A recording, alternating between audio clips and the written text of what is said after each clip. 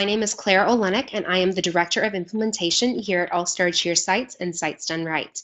If this is your first time joining us for a quick Q&A with Claire, welcome. We're so glad to have you here. The way this works is I spend the first few minutes of this time together going through a specific section of your All Star Cheer Sites membership subscription. And then I open the floor to any questions that you may have, either about the piece of technology I just went over, or about any specific piece of technology that might be giving you some grief that you'd like me to dig into a little deeper with you today. If you're watching this on a replay, we're glad to have you here as well. Be sure to check out the All Star Cheer Sites YouTube channel. That's where you'll find our entire repository of videos, and not just the quick Q&A videos, but there's some great information from Jason, Nick, and updates on our marketing campaigns as well. But if you are watching this from our YouTube channel and you have a question at any time, you can reach out to our support team at support@allstarcheersites.com, and we can point you in the right direction. So today, one of the things that we've heard a lot about is our Pro Shop, how to set it up, how to manage inventory if you want to manage inventory, how to set up different prices, the whole 9 yards. So go ahead and do a quick screen share. This is your first time with me, you know, or you should know that this can take just a moment, so just bear with me, please. All right, success. So from your website dashboard, you'll go down to products. WooCommerce is the name of the shopping cart system that we use. Does connect with PayPal or Stripe seamlessly. However, if you wanted to use a different type of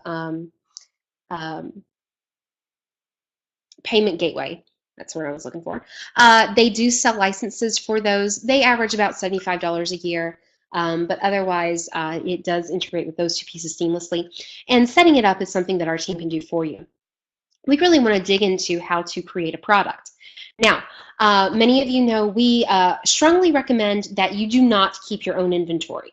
You know, you can place pre-orders. You know, you can do a shirt of the month club. A lot of folks are doing some really cool stuff with their bows. But if you need to keep inventory, the system will track it. And if you do sell inventory, both in your gym as well as online, you will need to update it through this system to make sure that you're keeping track of the inventory.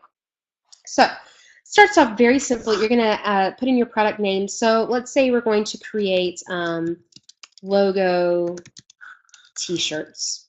Okay, you can add any description that you need. Sizing may run small, perhaps. Available in 3 different colors: white, black, and purple. Pre-order by, let's call it December 1st. Okay, and again, this is only if you're accepting pre-orders. If you don't want to, you don't have to put this. And frankly, you don't have to put a description at all if you don't want to. This is more just an option if you'd like. Product image is going to be important. You're going to set one featured image, okay? So we're going to say that this is our t-shirt, okay? Logo t-shirt. So we're going to set the product image. It's ready to go.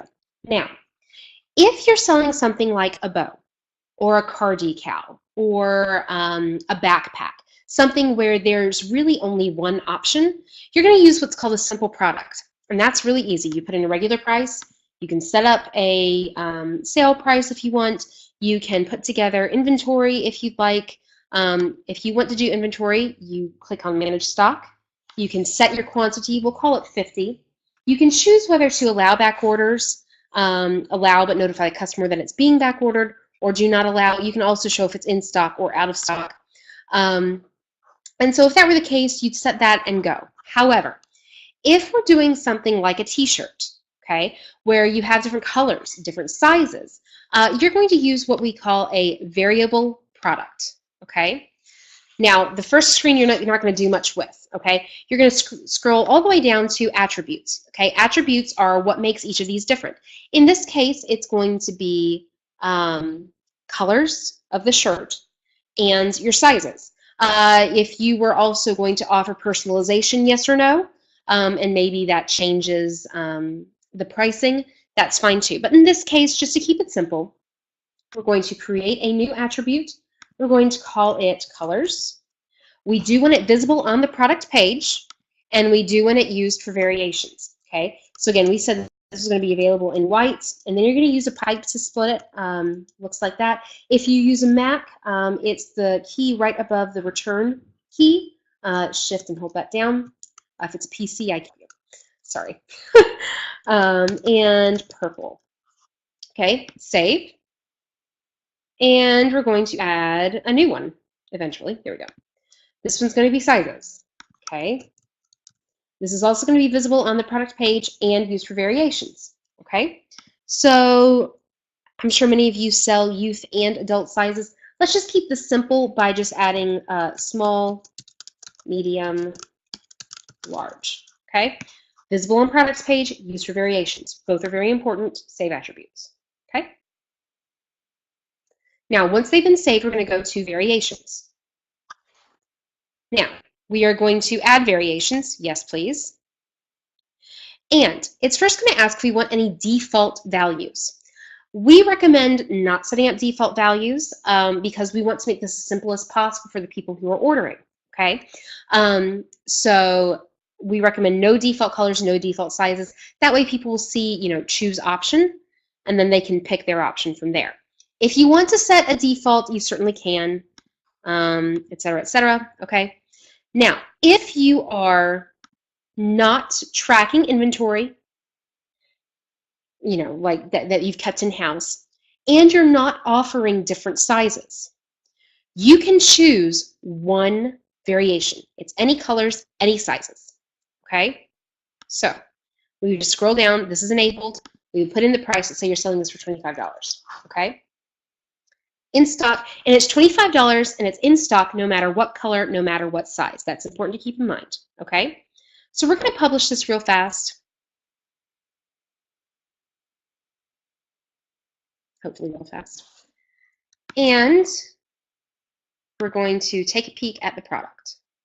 Okay, here it is. We've been having some issues with the variations showing up by colors and sizes. And then you have choose an option and choose an option. Okay, no matter what, it's going to be there. I put 50 in there as a default. We're going to be ready to go. Add to cart. Good to go. Okay, and remember where I did that was in the simple product. I'm going to remove that real fast so that it's not there. Okay, so I'm going to update that really quickly so that we're not super confused. We'll wait for this to refresh. Here we go. Okay, so again, sorry, scroll back down here to our variable product. There we go. Attributes, variations. Okay, again, so we've got one variation, any colors, any size. Now, if you want to keep track of your inventory, or if the price is going to be different if they get a purple shirt instead of a white shirt, okay, what you're going to want to do instead is you are going to want to, we're going to set a default real fast, okay, and we are going to create variations from all attributes. What that means is it's going to give us white small, white medium, white large, et cetera, so that we can A, track inventory, and B, modify the prices if needed. So we're going to do that. Go. Okay. Okay. Okay. So it's going to create for me 9 different ones. Okay. We're going to remove this one. All right. So white small, white medium, white large, black small, black medium, black large, purple small, purple medium, purple large. Again, we've got defaults. We're going to move that back to none. Save changes. Here we go. Now, let's say this is just because you want to track inventory. What we can do is we can expand each of these, manage stock just as before. We'll call it 10, don't allow back orders. We'll call the next one, manage stock again. 13, don't allow back orders, et cetera, et cetera. So that's how we would manage the stock. Now, if we wanted to set the price for everyone, okay, let's say the regular price, we're going to set this really quickly, is always going to be $25, okay? Yes, we always want them all to be $25. So if we expand it, we're going to see, there it is. Now, let's say that we're tracking inventory, and let's say that black large t-shirts, we have, let's say we have like 27 of these, all right, a lot more than any of the others. So we're going to set a sale price instead. So instead of this one being 25, it's going to be $20, all right? So we're going to update this real fast to see what it actually does to our product, okay? I'm going to wait for this to update for us. We're going to refresh this back through. Logo t-shirts, okay?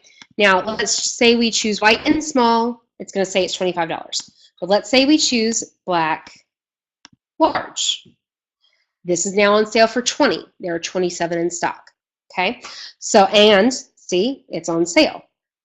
So we've got that option now as well. One final thing is when you have finished your sale, you want to see all the orders, you will have the option to go to WooCommerce Reports, and it's going to show you, you can see sales by date, sales by product, okay? So it will show you, here are our top sellers. It will show you what products they bought and what sizes and things like that, and you can export it as a CSV so that when you're putting together your information so that you can place your order, then you have it all there. You can cross it off as needed. Okay, so that is how we set up our Pro Shop. We'll go ahead and stop the screen sharing now. Okay, and that's that. As you've seen, it's really simple to set up products, to update sizes and pricing, the whole 9 yards. And again, we do recommend that you do not keep inventory in stock, but if you do choose to manage inventory, you've seen how we can do that as well. We'll leave this open for questions for just another minute or so. As always, though, if you'd rather not set up the Pro Shop on your own, make edits and things like that, our support team is, of course, available for you. You can email support@allstarcheersites.com. Let us know what you'd like to do, and we can update that for you. And it looks like we don't have any questions on this, so I certainly hope this was helpful.